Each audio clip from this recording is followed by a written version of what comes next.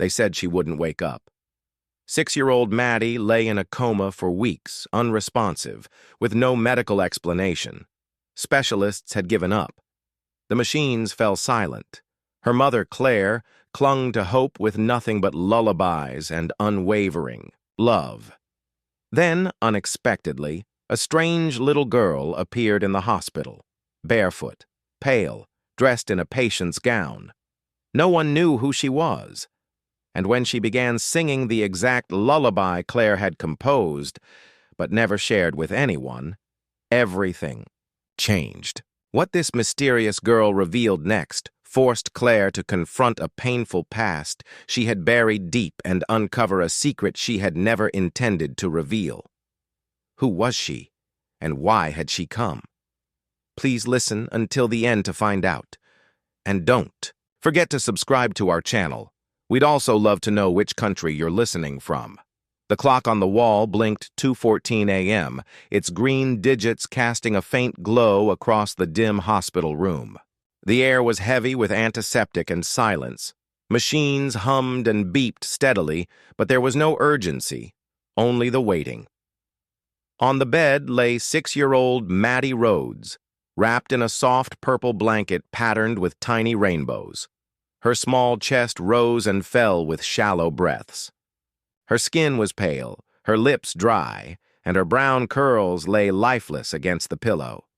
She had been in a coma for nearly 3 weeks. One moment, she had been on stage at her school recital, singing "You Are My Sunshine," her sweet voice illuminating the auditorium. The next, she had collapsed into her mother's arms and never awakened. Doctors called it psychogenic non-epileptic unresponsiveness, a diagnosis that raised more questions than answers. They could offer no explanation. No trauma, no infection, no brain bleed, just stillness. Clare Rhodes, Maddie's mother, and a gentle elementary school music teacher had not left her daughter's side. She slept in a recliner, ate cold toast, and hummed lullabies through tears. They told her to prepare herself. They said she had done everything she could. But Clare had not shared the full truth. Deep down, she feared Maddie's silence ran deeper than medicine could reach. That it was emotional, a response to pain Clare had never meant to pass on. One afternoon, a well-dressed man with silver hair arrived at the hospital. Nathaniel Briggs, a biotech billionaire, had read about Maddie's condition and offered Clare a fully funded placement at his elite neuroscience institute in Atlanta. He promised it was a place of hope where science and miracles could meet. Desperate, Clare agreed. Machines blinked with cold, mechanical precision. Electrodes buzzed softly beneath the glow of sterile lights. Maddie's small head was wrapped in delicate wires. Her fragile body lay motionless under the weight of technology. Every day brought a new specialist, each arriving with a confident smile and a new theory. Every night, they left with the same quiet shake of the head. Still no response. Still no signs of awakening.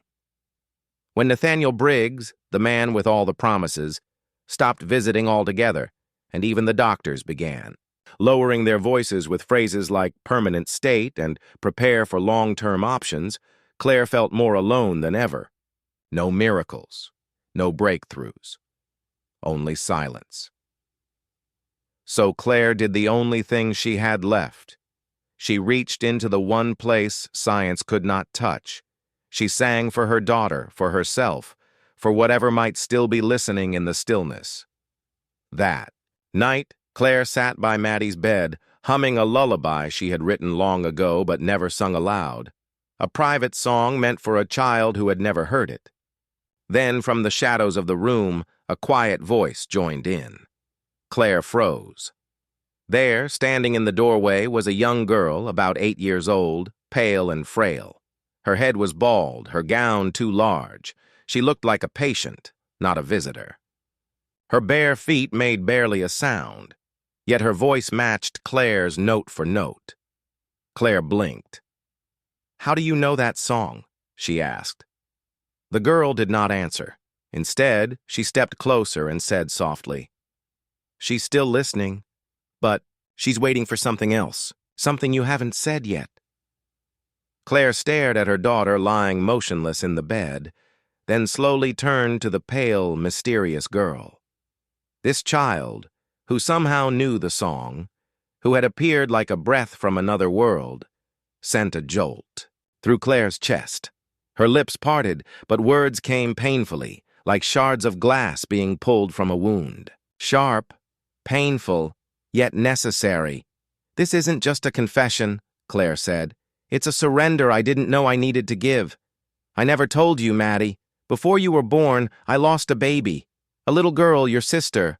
Your father, he was abusive. I stayed too long. I thought I could fix it, but I couldn't. He drank. He screamed. He hurt me. And when I got pregnant with you, he wanted me to get rid of you too. I couldn't. I left him when you were 2. I had to protect you. I buried everything after that, even your sister. I thought I was building a new life. I didn't know. Maybe you felt the sadness. Maybe you carried what I never faced." The girl nodded gently. "She just wants to know the truth," she whispered. "Sing again." Claire swallowed hard and began the lullaby once more. "Even when the sun forgets to shine, my love will light your skies." Her voice cracked, and the girl sang with her, perfectly in tune. As they reached the final note, Maddie's fingers twitched. Once, twice. The monitors came alive. By morning, Claire, nearly dozing off, heard a whisper. "Mommy!" She shot upright. Maddie's eyes were open, glassily slow but awake. Claire collapsed over her, crying and laughing all at once. "You came back," she wept. Maddie nodded softly. "My sister told me to follow the song." Claire froze. "What sister?" Maddie's eyes shimmered. "She's in a better place now. She saw everything. She said she couldn't save both of us, but she could save me." Claire's heart stopped. "She said you're stronger now, that she's proud to see you doing better, Mom." Tears welled and spilled down Claire's cheeks. The realization didn't arrive gently. It crashed over her like a tidal wave. The girl in the gown, that familiar presence, the way she looked at Maddie with love. It all made sense. She wasn't just a sick child wandering the halls. She wasn't just a mysterious patient. She was Claire's daughter, the one she had, lost before Maddie was born. The baby she had carried in silence and buried in heartbreak. Now she had returned, not for herself, but to save her little sister. Later, Claire found no records of the girl, no name, no patient charts, no security. Footage. It didn't matter. She knew who she was. She called her an angel, one she couldn't protect, but who came back to save her sister. In the months that followed, Claire poured her grief into purpose. She founded the Still Light Project, a non-profit dedicated to supporting women who had lost children and children with neurological conditions. She spoke out about domestic abuse, guilt, and survival. She told every woman, "You didn't stay because you were weak. You stayed because you were human. And now you get to start again." She and Maddie launched a YouTube channel called My Sister Song, where children submitted lullabies for loved ones they had lost. Some were scribbled in crayon, others hauntingly beautiful. Each was a prayer.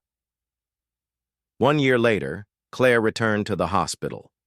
She walked the quiet halls until she reached the garden where she had first seen the girl. The sun broke through the clouds. For a brief moment, she saw a small shape in a gown, pale as mist, standing in the light. The girl smiled, then vanished. Claire closed her eyes and whispered, "I see you now. I remember you. I love you forever." Miracles don't always happen loudly, but in the silence of bare feet and unconditional divine love from the lost ones. Sometimes they come not to save you, but to remind you that you're still worth saving. And sometimes they come as the sister you never knew you lost. Do you believe that love can reach beyond this world? That a child never born could still find a way to return just to save the sister she never met? Or perhaps the better question is, have you ever felt someone watching over you, someone you never got to say goodbye to? Please share in the comments below.